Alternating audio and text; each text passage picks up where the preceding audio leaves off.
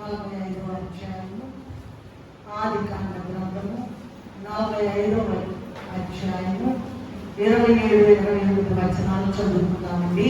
అప్పుడు వారు యోసేపు తమతో చెప్పిన మాటలన్నిటిని అతనితో చెప్పేది. అతడు తను ఎక్కించుకొని పోవుటకు యోసేపు పంపిన బండ్లు చూచినప్పుడు వారి తండ్రి అయిన యాకోబు ప్రాణం తెప్పరిల్లెను. అప్పుడు ఇశ్రాయేలు ఇంతే చాలు నా కుమారుడైన యోసేపు ఇంకా బ్రతికి ఉన్నాడు. నేను చావకమునుపు వెళ్ళి అతని చూచెదనని చెప్పాను. చాలా చిన్న ప్రార్థన చేసుకుంటాం. మమ్మల్ని మిక్కిలిగా ప్రేమించిన మాత్రం ఏమిచ్చి దేవులకు తీర్చుకోవాలని ఎట్టి అర్హత లేని మమ్మల్ని మీ సన్నిధిలోకి రానిచ్చి సజీవుల లెక్కలో ఉంచి మీ మాటలు అగ్నిలో పుటమ వేయబడిన మాటలు, పరిశుద్ధ అగ్నిలో రాయబడిన మాటలు మేము వివరించుకోవడానికి ధ్యానించుకోవడానికి యోగ్యత లేదు. కానీ మీరే మీ యొక్క ఉచితమైన కృపను బట్టి, మీ మహాకనికరమును బట్టి దేవా మాకు సహాయం అందించినందుకు మీకు నమస్కారం. అయోగ్యురాలైన అవతలకి నెట్టివేసి మీ పిలవమైన మీరు నన్ను మీ మాట నిలబెట్టినట్టు మీ సహాయం మాకు అందించండి. మీరే దిగివచ్చి మహిమ ఘనత స్తుతిస్తోత్రం పొందండి. ప్రతి ఒక్కరూ మీ ప్రేమను అర్థం చేసుకుని మీ మాటలు అర్థం చేసుకోగలిగినటువంటి గొప్ప ధన్యత ప్రతి ఒక్క బిడ్డకు అనుగ్రహించమని వచ్చి వేసిన యేసయ్య అతి పరిశుద్ధమైన నామములో ఎంతో వినయంతో వేడుకొని ప్రార్థిస్తున్నాము తండ్రి. ఈ దినము మన పాఠ్య భాగం లేదా ధ్యానాంశము నిశ్శబ్ద కాలం. చెప్పండి అమ్మా, నిశ్శబ్ద కాలం. మరి ఒక పేరు ఏంటంటే బహుమానం పొందబోయే కాలం. మళ్ళీ చెప్పండి, నిశ్శబ్ద కాలము, దానినే బహుమానం పొందబోయే కాలము అని అంటారు. దానిని మనము ఈ మధ్యాహ్న కాలంలో ధ్యానం చేసి జాగ్రత్తగా వినండి. భూమి మీద భక్తి కలిగి అనుదినము దేవునితో సహవాసం కలిగి ఉండి దేవుని సన్నిధిలో జీవిస్తూ ప్రతి విషయము కూడా దేవుని చిత్త ప్రకారం జరిగించే వారికి కొన్ని సందర్భాల్లో వారు ఎంత ప్రార్థనా పనులైనా సరే, ఎంత గొప్ప దైవజనులైనా సరే, వారికి ప్రభు దగ్గర నుండి ఏ జవాబు రాదు. అయితే ఈ కాలంలో, ఈ నిశ్శబ్ద కాలంలో వారు తమ భక్తిని విశ్వాసమును కాపాడుకున్నట్లయితే ప్రభు వద్ద నుండి ఎఫెసీయులకు రాసిన పత్రిక 3వ అధ్యాయము 20-21లో ఉన్నట్లు అడుగు వాటి కంటేను ఊహించు వాటి కంటేను అత్యధికంగా చేయుచున్న తండ్రి అని రాయబడి ఉన్నది. వివరించలేనంత గొప్ప బహుమానం వస్తుంది. అయితే దానికి ముందు నిశ్శబ్ద కాలము, దానిని బహుమానము పొందబోయే కాలము అని అంటారు. ఈ విషయాన్ని మనము ఈ నిశ్శబ్ద కాలంలో అలాగూ ఏ జవాబు రాదండి. కన్నీరు కాలుస్తారు, మూలుగుతారు, ప్రసవేదన పడతారు, భయంకరంగా ఏడుస్తారు, అయినా జవాబు రాదు. అందుకే దాన్ని నిశ్శబ్ద కాలం అన్నారు. అయితే ఈ నిశ్శబ్ద కాలం తర్వాత గొప్ప బహుమానులు వస్తాయి. అలా బహుమానులు పొందిన వారిని పొందని గురించి ఈ ఉదయకాలంలో ధ్యానం చేసుకుందాం. నంబర్ 1, 7 అంశాల ద్వారా మనము ఈ నిశ్శబ్ద కాలము లేదా బహుమానం పొందబోయే కాలాన్ని గురించి 7 అంశాల ద్వారా ధ్యానం చేసుకుందాం. మొట్టమొదటి పాయింట్ ఏంటంటే రాసుకునే వారి వరకు చెప్తూ ఉన్నాను. క్రొత్త పాత నిబంధనల మధ్యకాలం. అలా చెప్తానండి. మొదటిది ఈ నిశ్శబ్ద కాలంలో లేదా బహుమానం పొందబోయే కాలంలో ఉన్నటువంటి మొట్టమొదటి విషయము లేదా ధ్యానాంశము క్రొత్త పాత నిబంధనల మధ్యకాలం. పరిశుద్ధ గ్రంథంలో 2 నిబంధనలు ఉన్నాయి. ఒకటేమో పాత నిబంధన, రెండవదేమో క్రొత్త నిబంధన. ఏంటండి?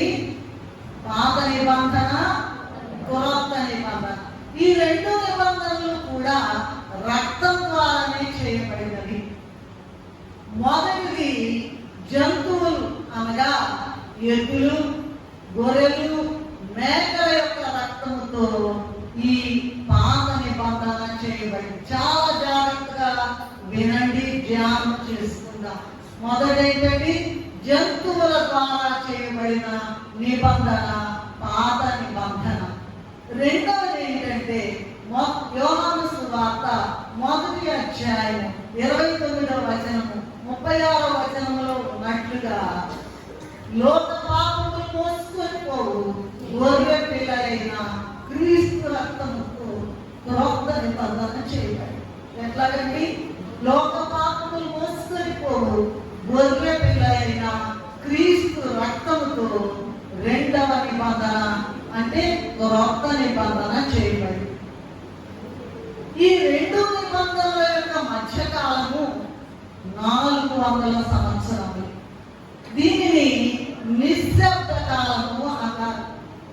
పాత నిబంధనలు అప్పటి వారికి కావలసిన నియమ నిబంధనలు దేవుడు మోషే యొక్క ధర్మశాస్త్రం ద్వారా వ్రాయించారు. అంటే లేదా అంతేకాకుండా మెస్సియా అనబడినటువంటి క్రీస్తు లోక పాపముల కొరకు బలి అయి సిలువలో మరణిస్తారని అనేక ప్రవక్తల ద్వారా, ఉదాహరణకు యెషయా గ్రంథము 50వ అధ్యాయము 6-7 వచనాల ద్వారాను, కీర్తనల గ్రంథము 22వ అధ్యాయము 1-2 వచనాల ద్వారా, అంటే మెస్సియా అనబడినటువంటి క్రీస్తు ఇది పాత నిబంధన విషయం ఎప్పుడో రాయబడింది.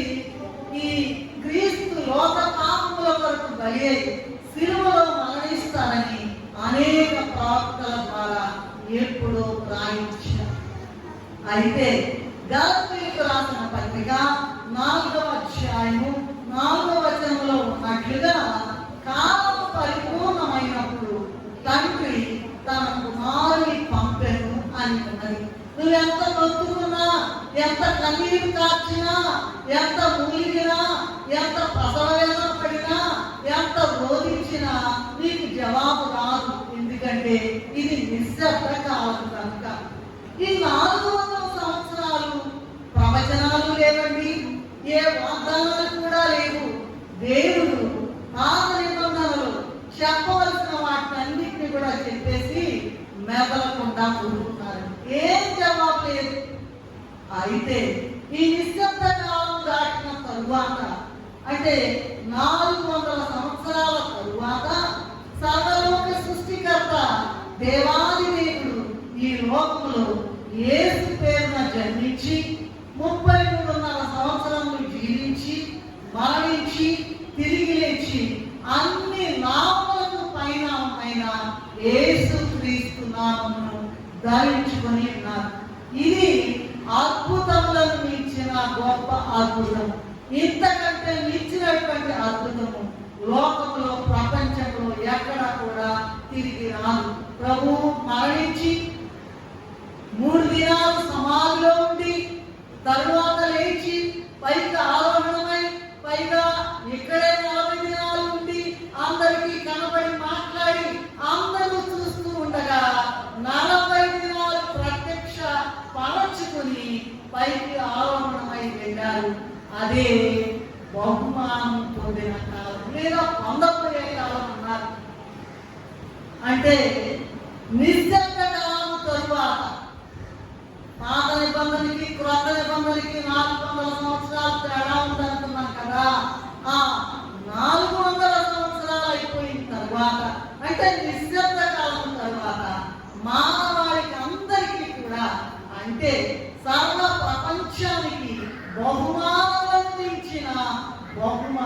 వచ్చింది. కీర్తనల గ్రంథము మరి 12వ అధ్యాయంలో చూసినట్లయితే 2వ అధ్యాయం 12వ వచనం అనుకుంటా, కుమారుని ముద్దు పెట్టుకొని కోపించు అనే మాట రాయబడినది. కనుక అందరికీ కూడా లోక పాపములన్నిటికీ కూడా మరి రక్షణ ఇవ్వడానికి భయంకరమైనటువంటి మరి మరణం పొంది ఏ మాత్రం కూడా ఒక మంచం మీద పండుకోవడానికి కూడా యోగ్యత లేకుండా సర్వలోక సృష్టికర్త ఆకాశము భూమి సముద్రము అందరి సమస్తాన్ని సృష్టించిన దేవుడు పండుకోవడానికి కూడా లేకుండా పశువుల పాకలో జన్మించి అందరికీ కూడా మాదిరిగా ఉండి మరి గొప్ప బహుమానంగా ఈ లోకానికి వచ్చి వేశారు. మనం మొన్న ఎప్పుడో పాటలు ఎంత దీనాలు దేవో ఓ యేసయ్య, చల్లగాలిలో చోటు లేక ఎక్కడా లేదయ్యా. ఎంత భయంకరమైన పరిస్థితి చూడండి, నీచమైన పరిస్థితి.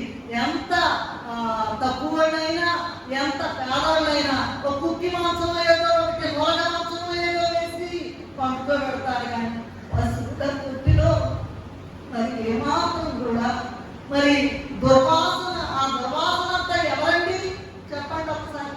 ఆ దుర్వాసన మనమే.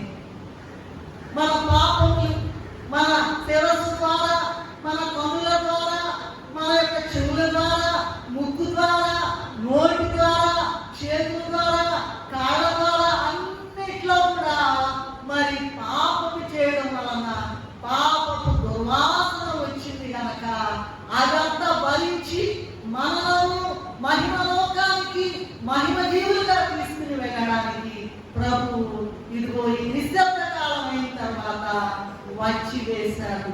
ప్రియమైన విశ్వాసులారా, ఇప్పుడు నీ జీవితాన్ని గమనించుకున్నట్లయితే నిశ్శబ్ద కాలంలో ఉన్నదేమో, నిరాశతో నిండి ఉన్నావేమో, నిస్పృహతో నిండి ఉన్నావేమో, చింతతో ఉన్నావేమో, నిరాశ విచారంతో ఉందేమో. దిగులు పడవద్దు, నిరాశ రానియద్దు. గొప్ప బహుమానం రానున్నదని తెలుసుకోవడానికే దేవుడు ఈ దినము మనకు ఈ వాక్యం ఇచ్చి ఉన్నాడు. కనుక అవిశ్వాసాన్ని రానియకుండా విశ్వాసంతో ప్రభువు ఇచ్చే గొప్ప బహుమానం కొరకు ఎదురు చూడాలని దేవుడు కోరుచూ ఉన్నాడు. కనుక నిశ్శబ్ద కాలం తర్వాత వచ్చిన గొప్ప బహుమానం ఏంటండి? అధికారి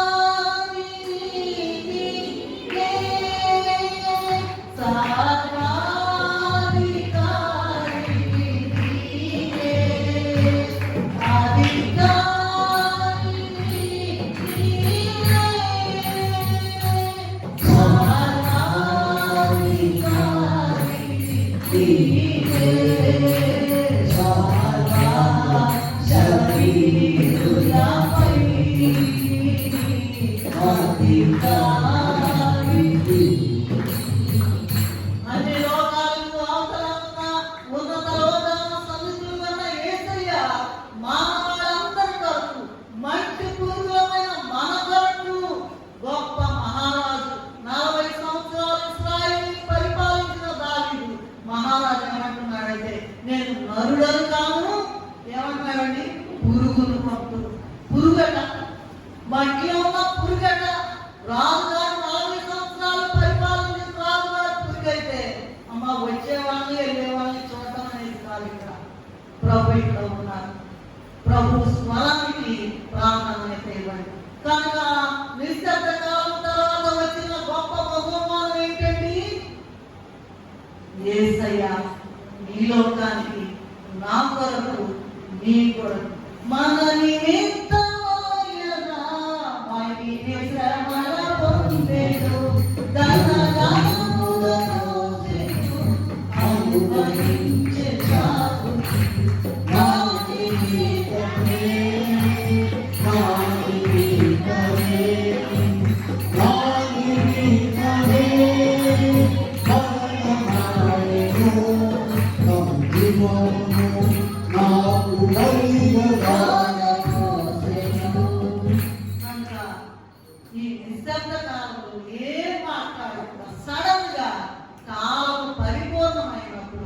తండ్రి ఎన్ని ఆటంకాలున్నా, కొండలున్నా, బండలున్నా, ఏమున్నా సరే తొక్కి అవతల పడేసి ఆయన వచ్చి వేశారు.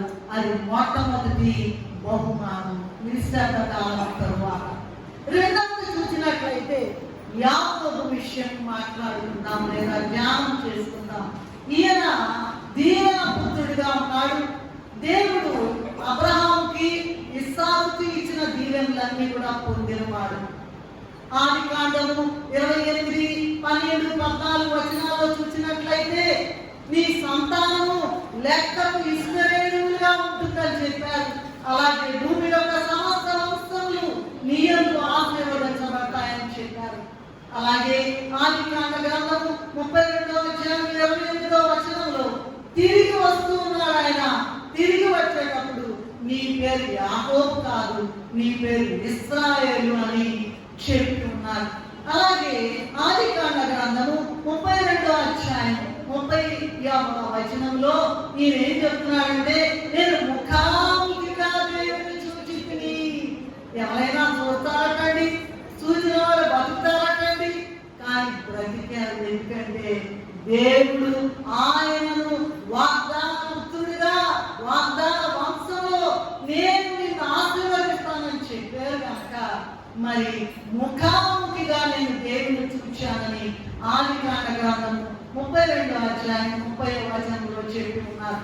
అయితే ఇంత గొప్ప మనిషి, ఇంత గొప్ప వాగ్దాన పుత్రుడు 37వ అధ్యాయం ఆదికాండ గ్రంథం 32 నుండి 35 వచనాల వరకు మనం చదువుకున్నట్లయితే యాకోబు తాను బహు ప్రాణంగా ప్రేమించిన యోసేపు విషయమై అతడు ఖచ్చితంగా చనిపోయాడని ఎవరు కూడా ఓదార్చలేనంత విధంగా భయంకరంగా దుఃఖించాడు. ఇక నా కుమారుడు చనిపోయాడు కనుక నేను కూడా నా కుమారుడు చనిపోయాడు కనుక మృతుల లోకానికి నా కుమారుడి దగ్గరికి వెళ్ళిపోతానని చెప్పేసి అయిపోయింది, నా పని అయిపోయింది.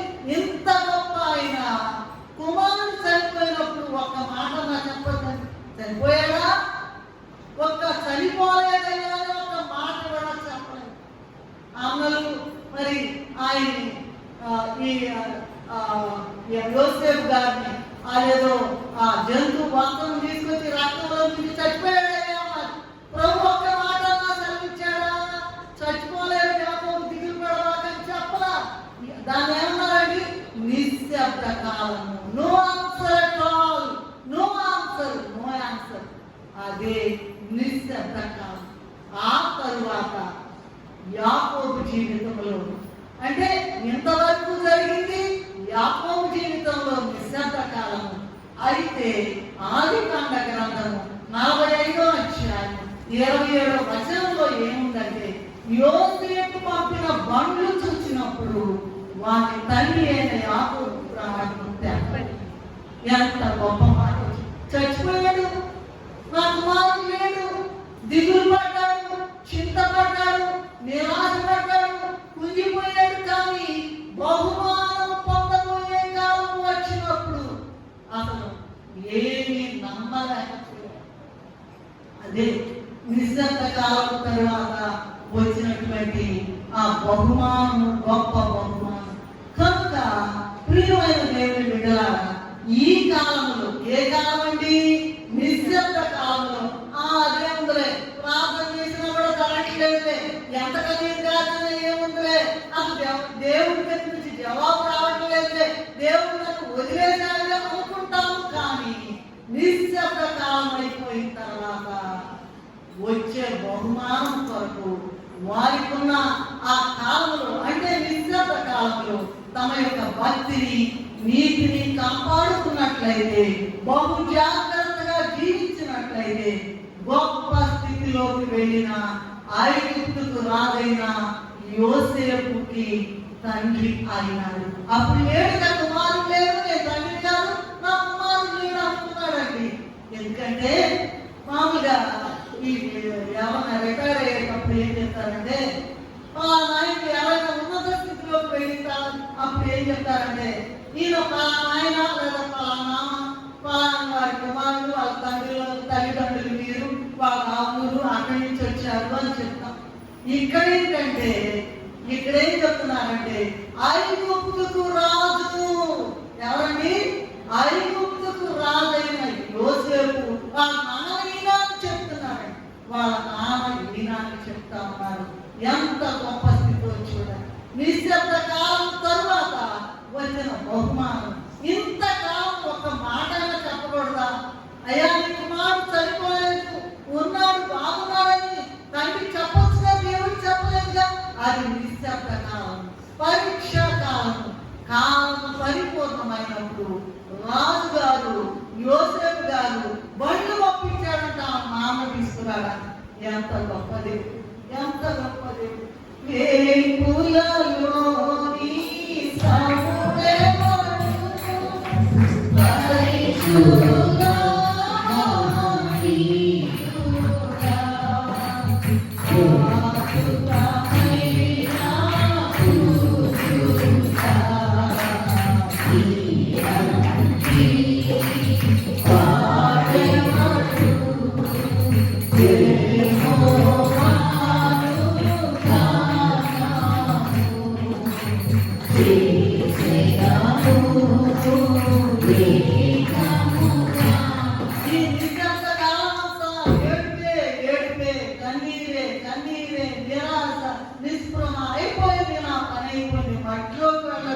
అనుకున్నాడు. కానీ యాకోబు గారు అసలు నిజమేనా?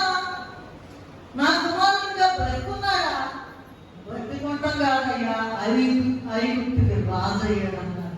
నిజమేనా అంటే ఎవరు నమ్ముతారండి? డైరెక్ట్ గా యోసేపు గారు వాళ్ళ నాన్న తీసుకెళ్ళడానికి రాజబండులు పంపించాడంట. ఎంత గొప్ప దేవుడు! నిశ్శబ్ద కాలంలో జాగ్రత్తగా భక్తిని కాపాడుకోవాలి, విశ్వాసాన్ని కాపాడుకోవాలి. మూడవది చూసినట్లయితే ఆదికాండ గ్రంథము 37వ అధ్యాయంలో చూద్దాం. యోసేపు గారు మొదటిదేమో యేసు ప్రభువే గొప్ప బహుమానం వచ్చేసింది, రెండవదేమో యాకోబు గారికి గొప్ప బహుమానం వచ్చేసింది. అలాగే మూడవది యోసేపు విషయము ధ్యానం చేసుకుందాం. ఆదికాండ గ్రంథం 37వ అధ్యాయం 7వ వచనంలో ఆయన ఒక కల వచ్చిందంట. మీరందరూ కూడా అంటే అన్నదమ్ములు అందరూ కూడా వీరికి ఏం చేస్తున్నారంటండి? నమస్కారం చేస్తున్నారంట. ఒక కళలో నిజంగానండి, కళలో నమస్కారం చేస్తున్నారంట. అలాగే ఆదికాండ గ్రంథంలోని 37వ అధ్యాయం 9వ వచనంలో అతని తల్లి తండ్రులు సూర్య చంద్రులు నక్షత్రాలు వీళ్ళందరూ కలిపి నమస్కారం చేస్తున్నారంటే ఆ కాలం వస్తే సాష్టాంగ నమస్కారం. వీళ్ళంతా ముగ్గుల్లో అయిపోయారు. వాళ్ళ నాన్న కూడా కోపం వచ్చిందంట. ఏంటి నువ్వు మాట్లాడు, మూసుకో, ఏం మాట్లాడుతున్నావు? నీకు నమస్కారం పెడుతున్నావా? నీ అన్నదమ్ముల్లో నమస్కారం పెడుతున్నారా? నీ అమ్మాయి కూడా అందరూ కలిసి నమస్కారం చేస్తున్నావా అని మరి యోసేపు గారిని అన్నట్లుగా ఉన్నది. అంత గొప్ప స్థితి. 41:38లో చూసినట్లయితే ఇక్కడ ఏమో ఒక స్టేట్మెంట్ కనపడుతుంది. ఇతని వల్లే దేవుని ఆత్మ కలిగిన వారిని కనుగొనగలమా అని రాయబడి ఉన్నది. అంటే దేవుని ఆత్మ కలిగిన గొప్ప వ్యక్తి యోసేపు. ఇంత గొప్పోడికి ఎందుకు రావాలండి శ్రమ? 37:24లో చూసినట్లయితే అమ్మలు ఆయన పట్టుకుని గుంటలో వేసేశారు. అసూయ ద్వేషం గుంటలో వేసేశారు.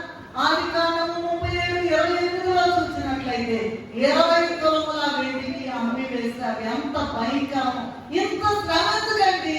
ఇది నిశ్శబ్ద కాలము. యోసేపు జీవితంలో ఇది నిశ్శబ్ద కాలము.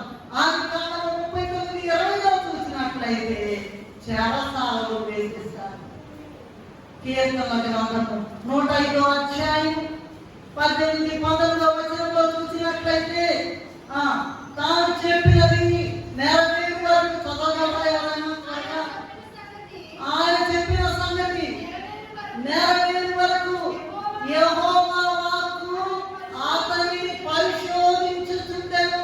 అసలు ఉంటాడా పోతాడా? వస్తారండి, గుడికి వస్తారండి. ఒక ఆమెకేమో మొదట్లో వచ్చింది చేసిందంట ఒక ఆమె. ఆపరేషన్ చేయాలన్నారంట. ముందు 50,000 టేబుల్ మీద పెట్టాలన్నారంట. సరే ఉందంట, కొత్తగా తెచ్చి పెట్టారండి, ఒకసారి ప్రార్థన చేయించుకొని వస్తాము అని చెప్పిందంట. వెళ్ళింది, ప్రార్థన చేయించుకుని వెళ్ళిన తర్వాత ఏం చెప్పారంట, ఎవరు చెప్పారమ్మా నీకు ఆపరేషన్ అని? ఏం లేదు, వెళ్ళండి. ఇటువంటి అద్భుతాలు, మహా గొప్ప అద్భుతాలు మందిరంలో జరగడం మనందరం కూడా సాక్ష్యమే. కనుక ఇక్కడ ఎంత భయంకరమైనటువంటి పరిస్థితి వచ్చిందో, కానీ జరగని గొప్ప బహుమానం రావాలి కనుక గుంటలోనే వేశారా, మరి అమ్మి వేశారా, విద్యార్థులకి చెరసాల్లో వేశారా, అయినా కూడా దేవుని వాక్కు యోసేపు గారికి విడువలేదు. యెహోవా వాక్కు అతనికి పరిశోధించుచున్నది. ప్రియమైన విశ్వాసులారా, ఇదంతా కూడా యోసేపు జీవితంలోని నిశ్శబ్ద కాలము, దీని అంతము. ఇక చెరసాల్లో వేసేసారుగా, ఎప్పుడొకప్పుడు గురితీస్తారు, చంపుతారని ఇంకా ఆశ లేదని చెరసాల్లో వేసేసారు.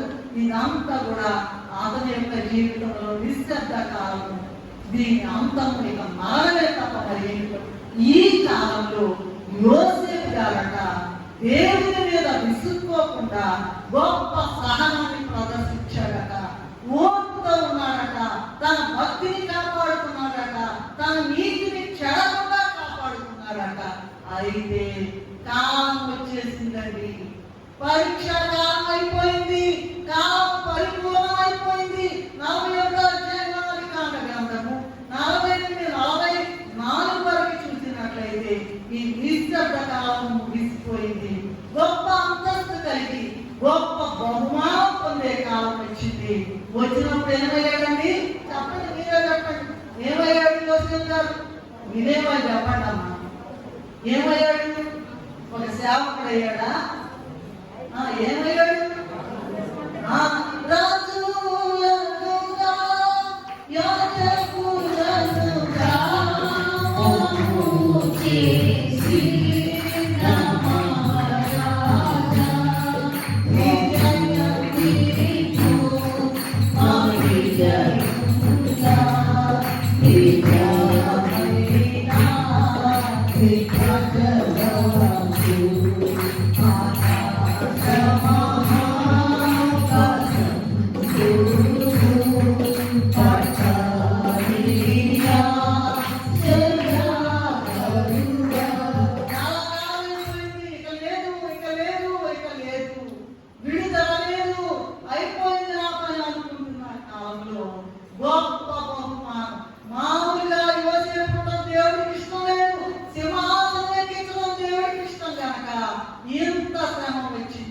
అందుకే మానవుడు శ్రమను పొందక దైవాను కాగలడు అని రాయబడి ఉన్నది.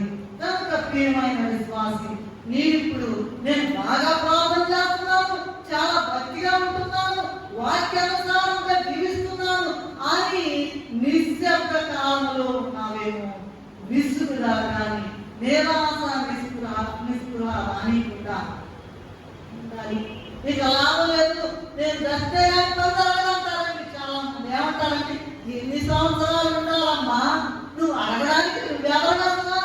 సర్వాధికారిని ప్రశ్నించడానికి నీ బతుకెంత, నీ తాహత ఎంత, నీ దిశాద ఎంత? ఏమీ లేదండి. మంటి పురుగులను తప్ప మనం అతిశయించడానికి ఒక్క కారణం కూడా లేదు. కనుక ఇక మరణమే శరణ్యం అనుకుంటున్నావేమో నీవు. అయితే అనేక సార్లు మాట్లాడి జవాబిచ్చిన దేవుడు అసలు నీ రెస్క్యూకి రాలేదనుకుంటున్నావేమో.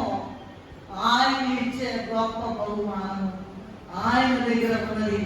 అదే ఎఫెసీయులకు రాసిన పత్రిక 3వ అధ్యాయము 20వ వచనంలో చూసినట్లయితే చాలా చాలా చాలా అడుగు వాటి కంటేను, ఊహించు వాటి కంటేను గొప్ప బహుమానం. జయ ప్రభు యేసునే జయ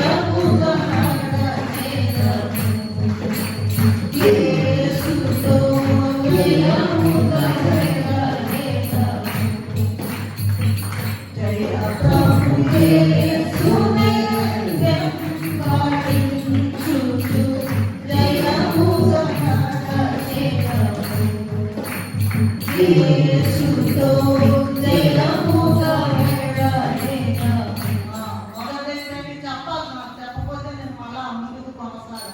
యేసు ప్రభువే నిశ్శబ్ద కాలం తర్వాత బహుమానంగా వచ్చి వేశారు.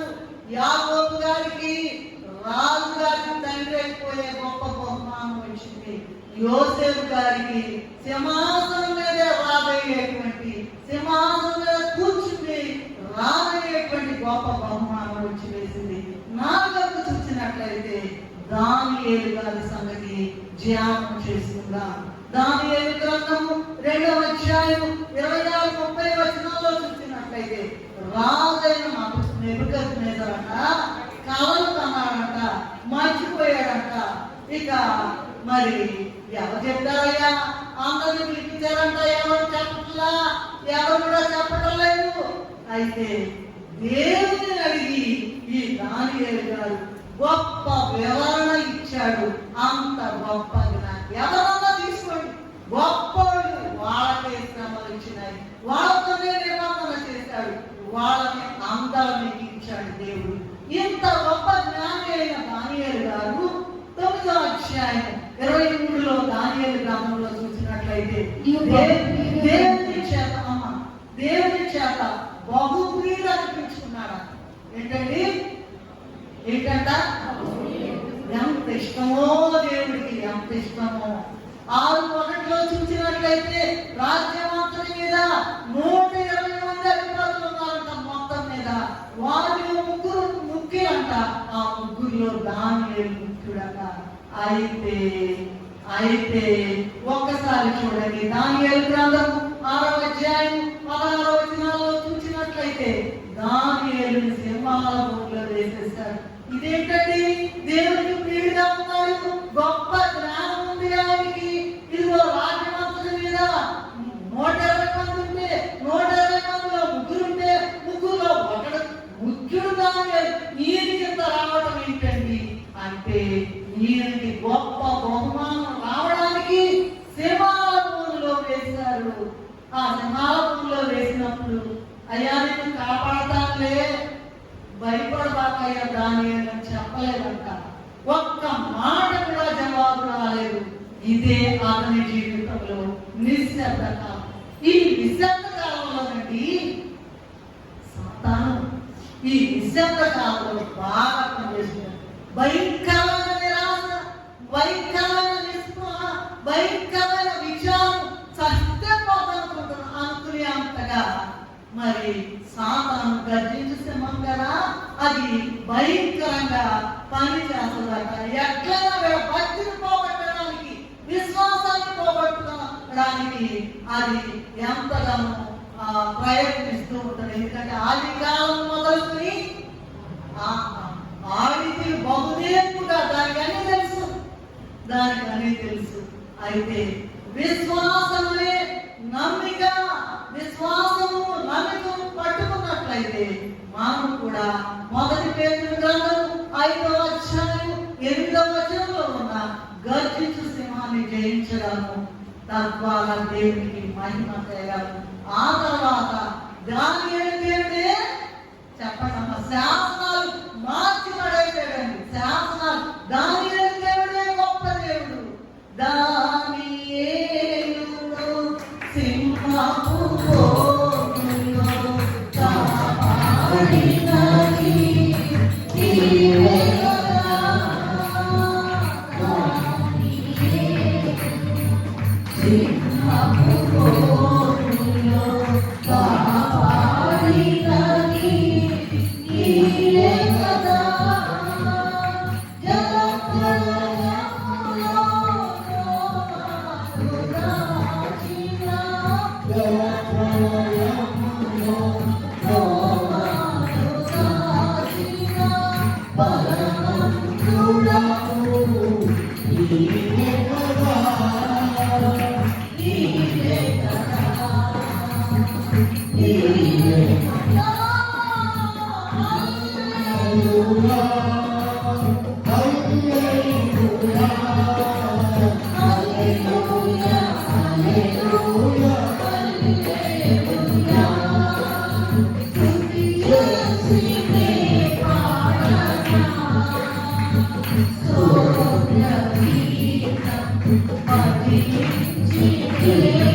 Thank you.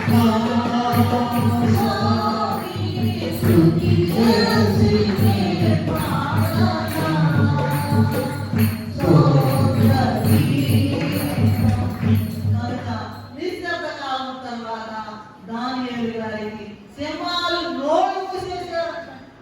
సింహాలంతా భయవేసి, అమ్మో దేవుని భక్తులు, మేము నోరు తెరిస్తే వాసన వస్తుంది, చెడ్డ వాసన, జాగ్రత్త.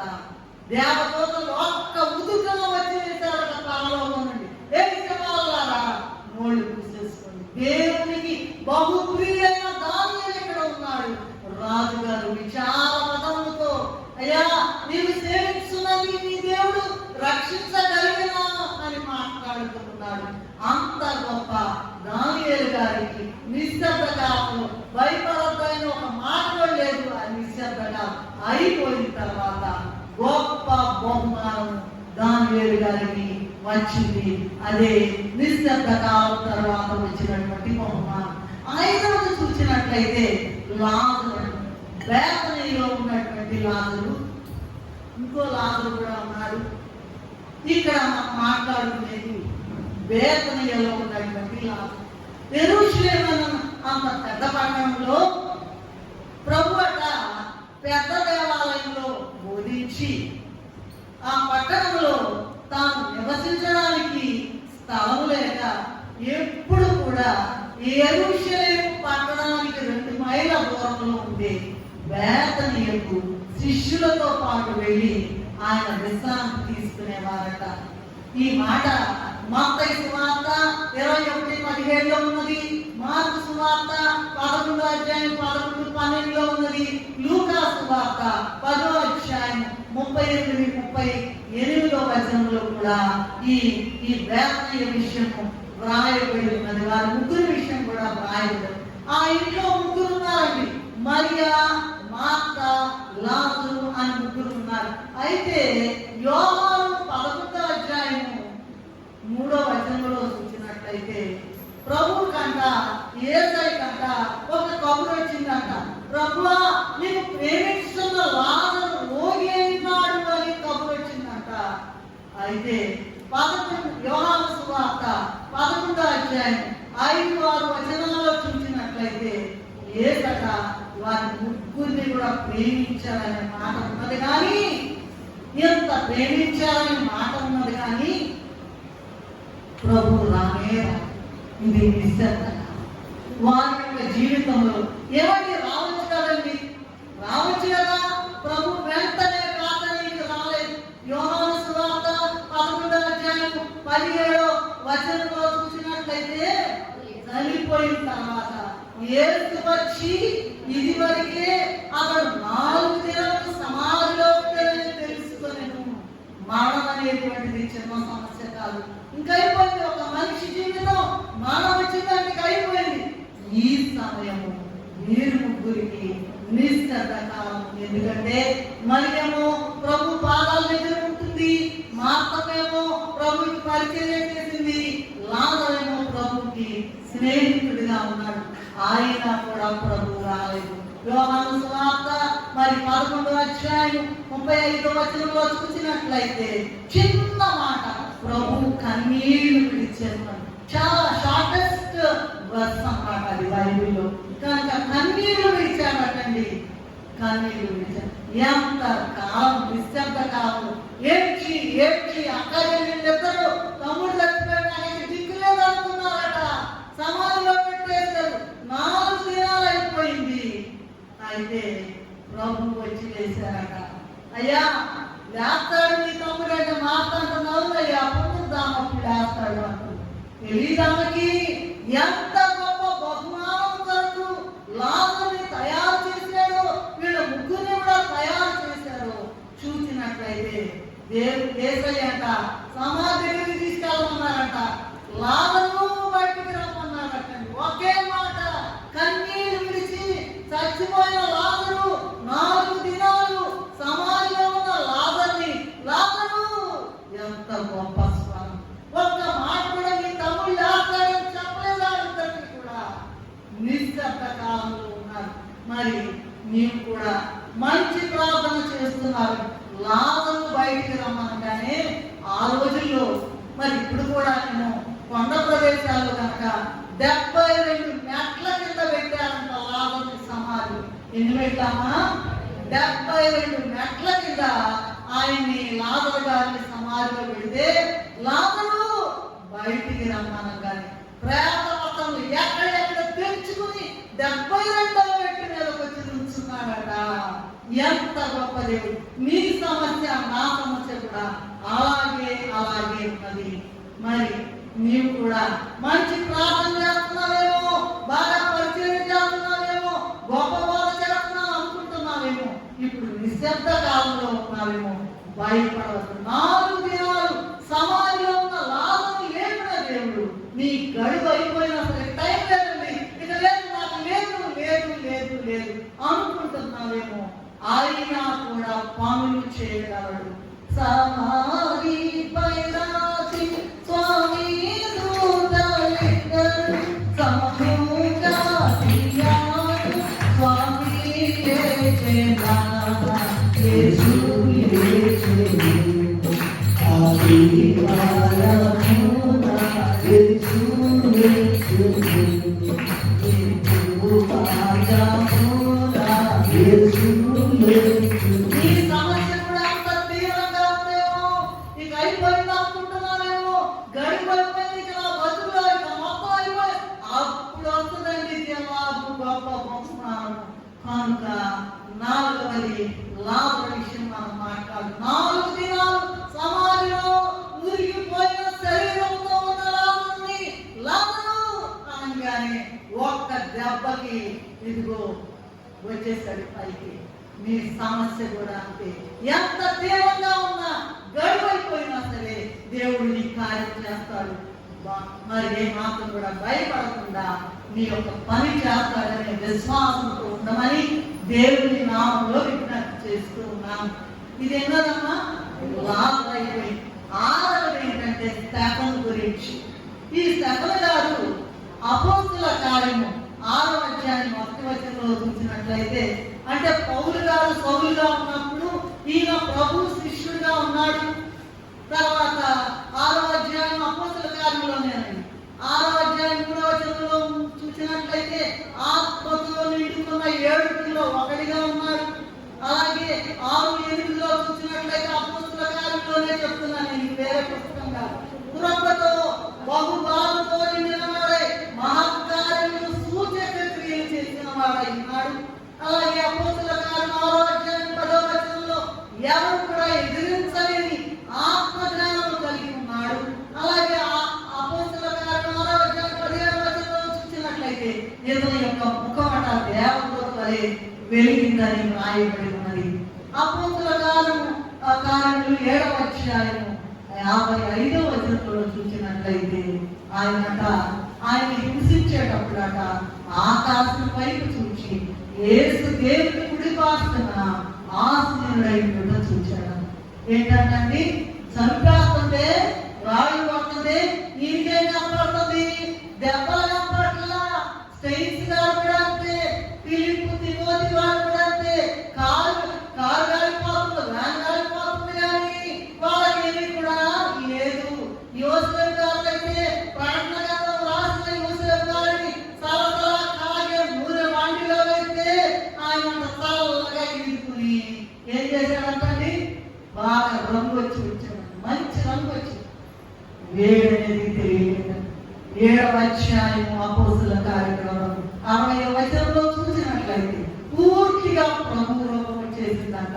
ప్రభు శిలువలో పలికిన 7 విధములుగా మరి ఈ ప్రభులో పలికిన మాట, మొదటి మాట పలికాడట. ప్రభువా, వీళ్ళు ఏం చేస్తున్నారో వీళ్ళు తెలియదు కనుక వీరిని క్షమించమని. తండ్రి, మీరేం చేస్తున్నారో వీరిని క్షమించమని. అంత గొప్ప రూపం, యేసు ప్రభు రూపం రావడానికి వీరిని అంత భయంకరమైనటువంటి శ్రమ వచ్చింది. ఏంటో తెలుసా?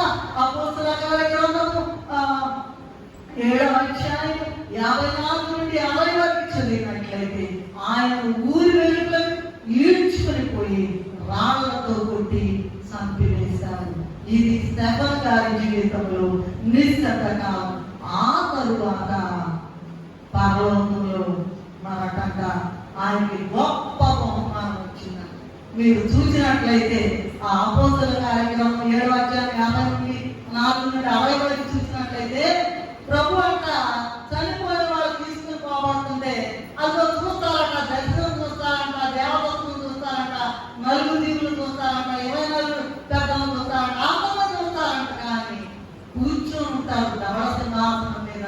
అయితే అయితే అయితే ఈయన చనిపోవడానికి ముందుగానే యేసయ్య ఎక్కడంటే లేచి నిలబడ్డాడంట. ఎంత రెస్పెక్ట్ అండి! ఒక మనిషికి ఎంత రెస్పెక్ట్ చూడండి. గొప్ప బహుమానం రావడానికి స్టెఫన్ గారికి నిశ్శబ్ద కాలం వచ్చింది. అయిపోయిన తర్వాత గొప్ప బహుమానం మెరిసిపోతారంటండి. అక్కడ ఒక్కొక్క దెబ్బ, ఒక్కొక్క బలింపు పోటు, అక్కడ ఒక్కొక్క నక్షత్రంగా శరీరం అంతా హతసాక్షి యొక్క శరీరాలు మెరుస్తాయి అంట. లైట్లు వేసినట్టుగా, ఫ్లడ్ లైట్లు వేసినట్టుగా మెరుస్తాయట అని భక్తులైన వారు రాసి ఉన్నారు. చివరిగా చూసినట్లయితే యేసు ప్రభు గారే ఇక అంతకన్నా మించినటువంటి గొప్ప దేవుడు ఎవరు కూడా లేరు. అటువంటి యేసు ప్రభు ఏమంటున్నారంటే కీర్తన గ్రంథము 22వ అధ్యాయం 1-2 వచనంలో, మార్కు సువార్త 15వ అధ్యాయం 34వ వచనం చూసినట్లయితే, నా దేవా నీవు నన్ను ఎందుకు ఆడుతున్నా కదా. ఇప్పుడు ఏలో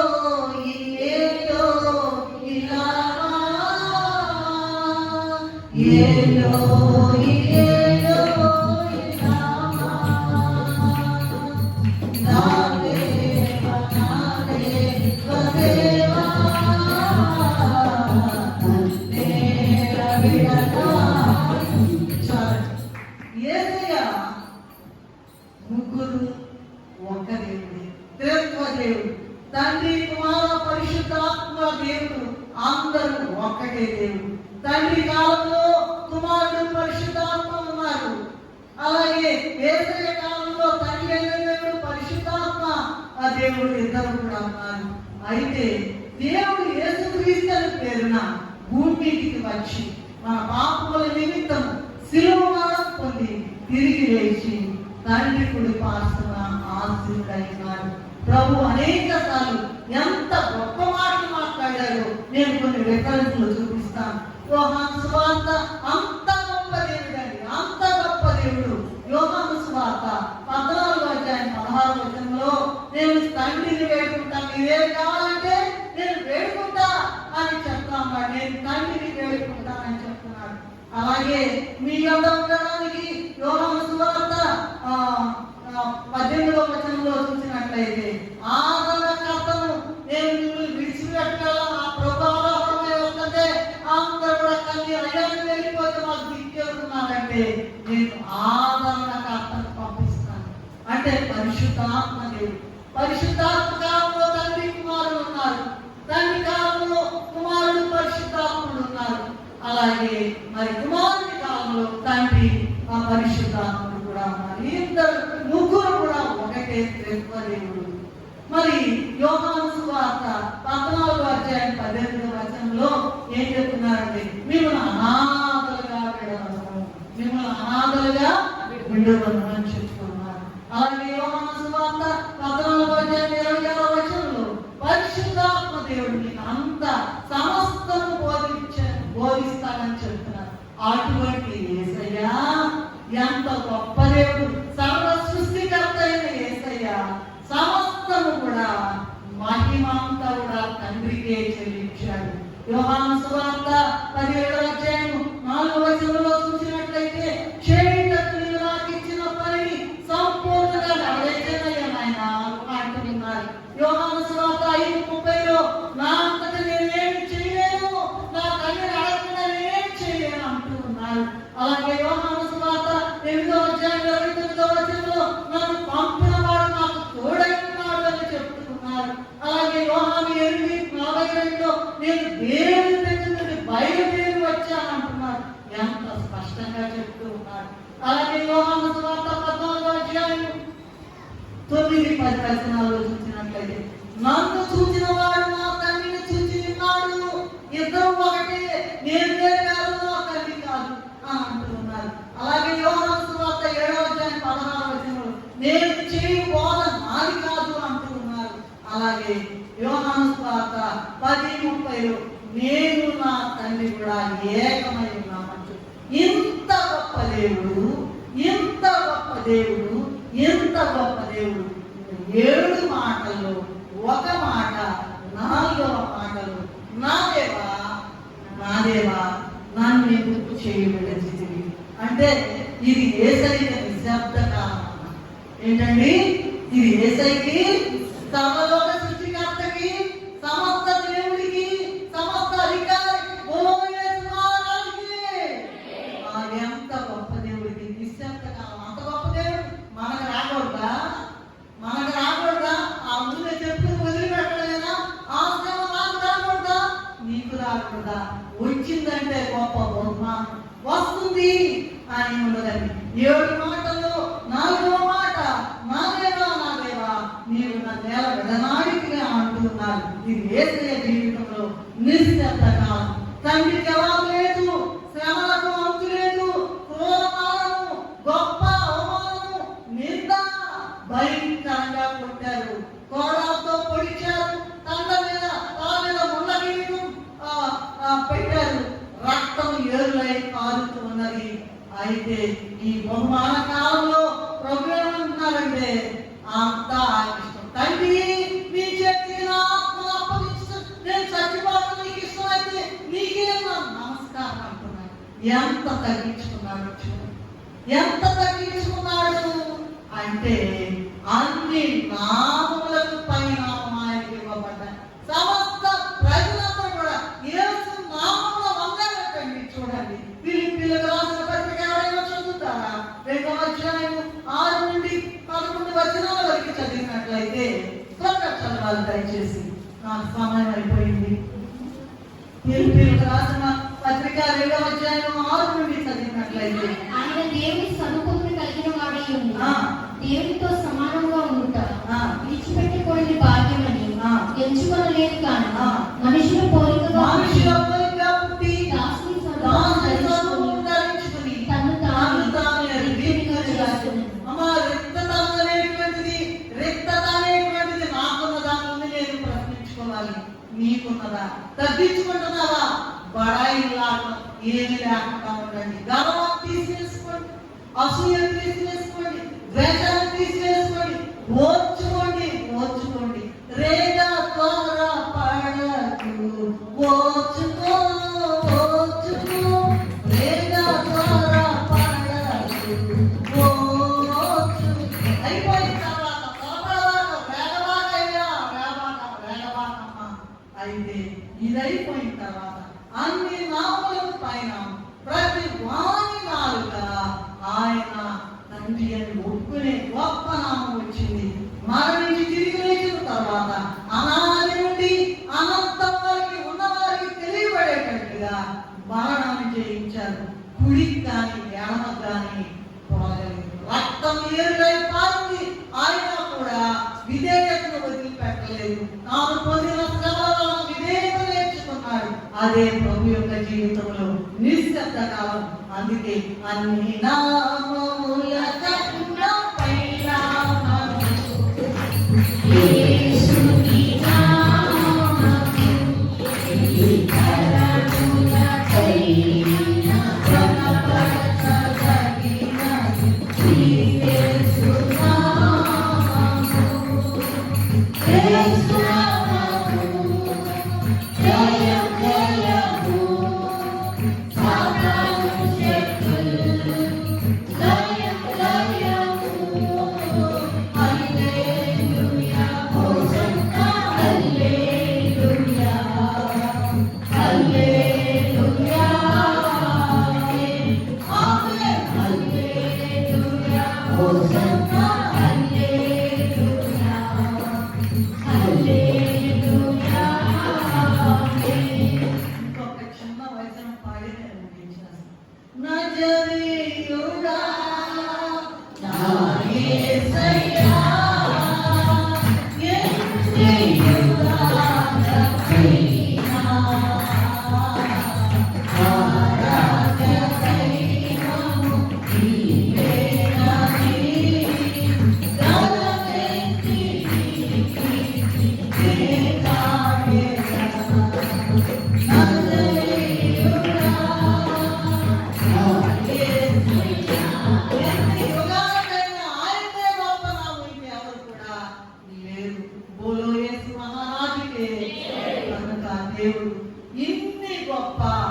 ఉదాహరణల ద్వారా మొట్టమొదటి ఏంటండి చెప్పడం ద్వారా పాత నిబంధన కొత్త నిబంధనల మధ్యకాలం. రెండవది చెప్పండి మరి ఏం మాట్లాడలేదు చూడండి, రాస్తున్న చూడండి. మా యాకోబు గారికి వచ్చిన బహుమానం నిశ్శబ్ద కాలం తర్వాత యోసేపు గారికి వచ్చిన బహుమానం, ఆ తర్వాత మా దానియేలు గారికి వచ్చిన బహుమానం, తర్వాత లాజరు బేతనీయ లాజరుకు వచ్చిన బహుమానం, ఆ తర్వాత స్టెఫెను గారికి వచ్చిన బహుమానం, ఆ చివర యేసయ్య మన తండ్రి సమస్తము చేయగలడు, మీకు అసాధ్యమైంది ఏది కూడా ఏదైనా చేస్తాడండి. నీకు ₹1,00,000 కావాలంటే ఇచ్చేస్తాడు, అంత గొప్ప దేవుడు. అయితే నువ్వు ఓర్పుగా ఉండాలి, విశ్వాసంతో ఉండాలి, కుడి అడుగులకు తోలకుండా ఉండాలి, భక్తిని కాపాడుకోవాలి. ఆ నిశ్శబ్ద కాలం అయిపోయిన తర్వాత, కాలం పరిపూర్ణమైన తర్వాత గొప్ప బహుమానం వస్తుంది. దేవుడు నిన్ను విడిచిపెట్టడు, నీ చాలంలోకి వెళ్ళవద్దని యేసు నామములో బ్రతిమలాడుతూ ఉన్నాము. చిన్న ప్రార్థన చేసుకున్నాం. మమ్మల్ని తీరుగా ప్రేమించిన ఎంత గొప్ప దేవుడు. తాను పొందిన శ్రమల వలన విధేయత నేర్చుకుని అయ్యా నీ రూపం కూడా బాగుంటుంది, నీ రక్తమైన మాతరం కాచి ఒక్క బొట్టు కూడా లేదు అయ్యా. ఎన్నింటిని కూడా తీర్చుకోవాలి అయ్యా. యోగ్యులమైన మాము, మట్టి పురుగులమైన మాము, మహిమలోకానికి తీసుకెళ్ళడానికి నీవు పడేటువంటి పాటలు ప్రభా, ఎంత పాటలు పడుతున్నావు అయ్యా. నేను నమస్కారం చెల్లించుకుంటున్నాను అయ్యా. మమ్మల్ని అందరినీ కూడా మట్టి పురుగులనేటువంటి స్థాయి నుండి మహిమలోకానికి, పెళ్లి కుమార్తె వరుసలో వరుసలో మమ్మల్ని సిద్ధపరచడానికి నీ నిశ్శబ్ద కాలం ఇచ్చి కాలం పరిపూర్ణం చేసి గొప్ప బహుమానాలను సిద్ధపరిచిన యేసయ్యా నీకు చేసిన అయ్యా. అది విలువైన మాకు ఇచ్చిన ఈ వర్తమానం కొరకు నీకే నమస్కారం చెల్లిస్తూ యేసు నామములో స్తుతి చెల్లించి వేడుకుంటున్నాము తండ్రి.